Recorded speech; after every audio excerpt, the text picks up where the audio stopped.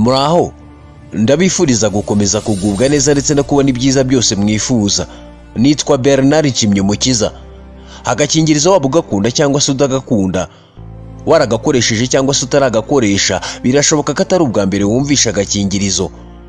Agakingirizo kari mu bintu bikoreshwa cyane ku isi, kuko nko mu mwaka wa 2015 gusa ubushakashatsi bwerekanye ko hakoreshejwe udukingirizo miliyari 18 na miliyoni 600 tw'abagabo.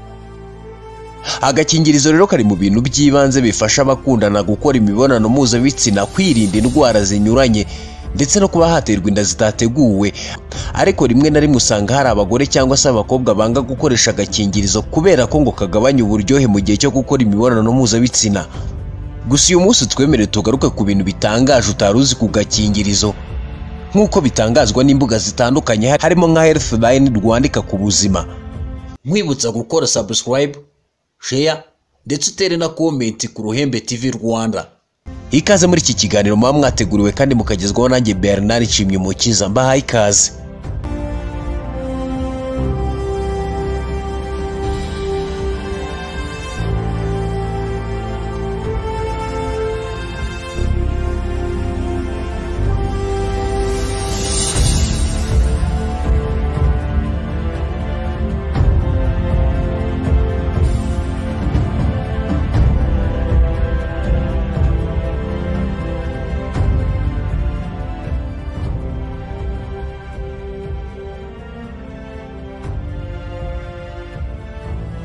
Ikintu cya mbere bishoboka ko utaruzi ku gakingirizo rero ni ahazaza h'agakingirizo. Kuva ku mara y'inyamaswa kugera kuri kawucu, agakingirizo kagiye gakorwa mu bintu binyuranye ndetse binatangaje no mu buryo bunyuranye. Gusa uyu munsi abashakashatsi bari kugerageza gukora agakingirizo katagaragara, aho uzajya usiga ibimeze nk'amavuta ku gitsina cyawe, noneho cyakwinjira mu gitsina cy'umugore, ya mavuta yahura n'ubushyuhe bubamo hagahita afata agahindukamo agakingirizo. Ikindi kintu cya kabiri gitangaje kandi bishoboka ko utaruzi ku gakingirizo nuko hashyizwemo udushya tunyuranye. Uyu munsi udukingirizo tuboneka mu mabara anyuranye, habamo udukomeye n'utworohereye, uduhumura nka pome, udufite uduhera inyuma. Hakozwe agakingirizo k'abagore ndetse ubu hari gukorwa n'agagenewe abakora imibonano mu kibuno, kari gutunganywa n'uruganda Origami Condoms. Ibi rero bitwereka ko mu dukingirizo hagiye hashyirwamo udushya tunyuranye. Ikindi kintu cya gatatu utaruzi cyangwa se kinatangaje ku gakingirizo nuko hari ibindi agakingirizo gakoreshwa. Burya agakingirizo gashobora kujyamo amazi yuzuye ijerekani yose, ni ukuvuga litiro 20. Gusa ntuzakavomeremo kuko arya amavuta abamo yakanduza amazi. Hari amakuru yandi avuga ko mu gihe cy'imvura abasirikare bakoresha udukingirizo bapfuka iminwa y'imbunda. Uyu munsi kandi hari aho usanga bagafatishisha imbabura, bahambira ibintu binyuranye ndetse n'ibindi binyuranye. Maze ibi byose bigatwereka ko agakingirizo hari ibindi kakoreshwa cyangwa se gakoreshwa. Ikindi kintu cya kane gitangaje kandi bishoboka ko utaruzi ku gakingirizo nuko kamamazwa n'ibyamamare. Muri 2012 itsinda rya One Direction ryemeye gushyirwa ku byapa n'ibifuniko byamamaza udukingirizo. Gusa ntibashakaga ko twitwa One Direction nk'uko uruganda rwabishakaga. Sibo gusa kuko na Justin Bieber muri 2021 niwe wari uri kuri gahunda yo kwamamaza udukingirizo. Turabizi kandi ko no mu gihugu cyacu udukingirizo tumwe na tumwe habonekaho ifoto y'umuntu nubwo mu maso y'abatagaragara. Ikindi kintu cya gatanu gitangaje kandi bishoboka ko utaruzi ku gakingirizo nuko udukingirizo mu kuboneza urubyaro twasimbuye ibintu byinshi. Mu bihugu binyuranye rero uburyo bwo kuboneza urubyaro harimo ubwo wakumva ugaseka. Nko mu Burayi bigishaga abagore ko udashaka gusama wambaraga amabya yavuye ku kayongwe. Abandi nabo babwirwaga kuzenguruka inshuro 3 ahantu isega y'ingore ihakayanyaye nuko ngo ntibasame. Nko mu gihugu cy'Ubushinwa niho habaga ibintu bibi cyane kubera ko abagore basabwaga kunywa plombe, iyo batapfaga rero baburaga urubyaro burundu. Gusa nanone agakingirizo kazi ibi byose byarakemutse. Ikindi kintu gitangaje ku gakingirizo bishoboka ko utaruzi nuko agakingirizo kakoreshwaga inshuro irenze imwe. Nko mu 1600 niho agakingirizo bikekwa ko katagiye gukoreshwa.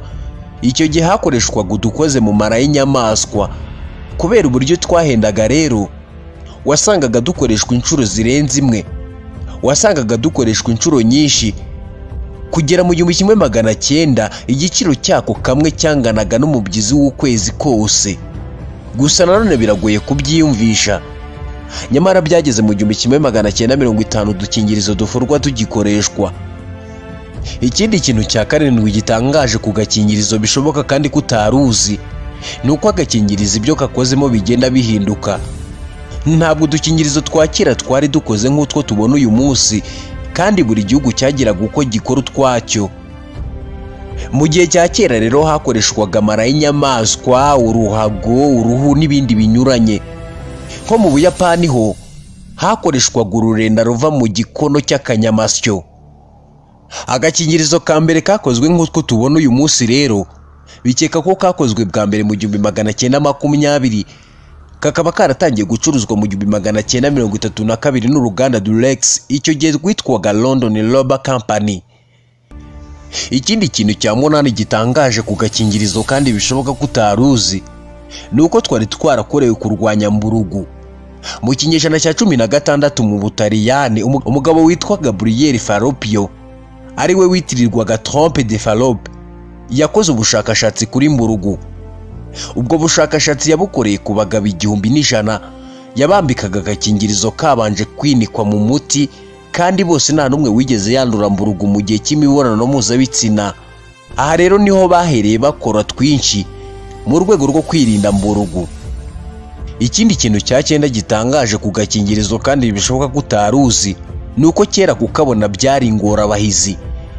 Guhera mu 1928 niho muri Amerika hatangiye gucuruzwa udukingirizo mu byuma byabugenewe, aho wasesekaga igicera habugenewe nako kagasohoka.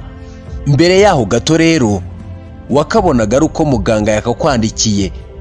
Icyakora iyo wemeraga kuri indaya waraduhabwaga batakuguye. Ikindi kintu cya 10 bishoboka kutaruzi kandi gitangaje ku gakingirizo, nuko udukingirizo ari utwa kera cyane. Abacukumbuzi b'ibintu bya kera rero bavumbuye mu buvumo bwo mu gihugu cy'Ubufaransa ishusho y'agakingirizo cyangwa se igishushanyo cyako, dore ko bavuze ko iyo shusho ifite imyaka hagati y'12,000 n'15,000. Gusa agakingirizo gashashe kavumbuwe muri Suwede kakaba karakozwe hagana mu 1640. Aka rero kari kakozwe mu mara y'ingurube kandi karameswaga kakongera kagakoreshwa. Kagombaga gutekwa mu mata y'inshyushyu kakongera kagakoreshwa. Gusa nanone nk'uko natangiye mbikubwira, agakingirizo kari mu bintu by'ibanze bifasha abakundana gukora imibonano mpuzabitsina, kwirinda indwara zinyuranye ndetse no kuba batatera inda zitateguwe. Ariko rimwe na rimwe usanga hari abagore cyangwa se abakobwa banga gukoresha agakingirizo kubera ko kagabanya uburyohe mu gihe cy'imibonano mpuzabitsina. Uyu munsi ubushakashatsi bugaragaza ko abagabo benshi bakoresha agakingirizo mu bihe bari gukora imibonano mpuzabitsina mu rwego rwo kwirinda indwara zandurira mu mibonano mpuzabitsina cyangwa se inda zitateguwe. Nubwo gakoreshwa mu bwirinzi rero, mu gihe gakoreshejwe nabi nabyo bishobora kuba ikindi kibazo. Ibyo rero bijyana no kuba hari benshi mu bagabo batazi uko agakingirizo gakoreshwa, aho bihutira kukambara ubundi bakihutira kujya mu gikorwa nyirizina batitaye ku ngaruka zikomeye zishobora kubageraho. Abahanga rero basobanura ko gukoresha agakingirizo ari ingenzi cyane mu gihe umuntu yirinda kwandura indwara zandurira mu mibonano mpuzabitsina ndetse n'inda zitateguwe. Gusa nanone hari ubwo gakoreshwa nabi maze bigatuma umumaro wako utagerwaho uko bikwiye. Nk'uko twabivuze rero, ibyo bijyana no kuba hari benshi mu bagabo batazi uko agakingirizo gakoreshwa, aho bihutira kukambara ubundi bakihutira kujya mu gikorwa nyirizina batitaye ku ngaruka zikomeye zishobora kubageraho. Nyamara hari amakosa ashobora guteza ibibazo abagabo bakora bakoresheje agakingirizo. Muri ayo makosa rero harimo kurangiza igikorwa batakikambaye, gukoresha agakingirizo katarimo amavuta, gukoresha agakingirizo karangije manda, kwambara agakingirizo mbere y'uko igitsina kigira umurego, kudasigira agakingirizo umwanya, kutamenya ingano y'agakingirizo, gukoresha tubiri icyarimwe ndetse n'andi makosa akorwa n'abagabo ashobora kubakururira ibibazo runaka. Gusa ni nahanshore iki kiganiro ushobora kugiramo uruhare wandika ingingo wifuza ko twazaganiraho ubutaha, aho ujya muri commentaire maze ukandika iyo ngingo wifuza ko twazaganiraho. Jya ubana natwe mu biganiro n'amakuru tukugezaho, nkwibutsa gukora subscribe, share ndetse utere na comment ku Ruhembe TV Rwanda. Ikindi kandi ntukibagirwe gukanda ku nzogera kugira ngo ujye uba mu mbere mabona ibiganiro n'amakuru tugenda tukugezaho. Nitwa Bernard Kimyumukiza, ndabifuriza kubona ibyiza byose mwifuza kandi muhaye muronke.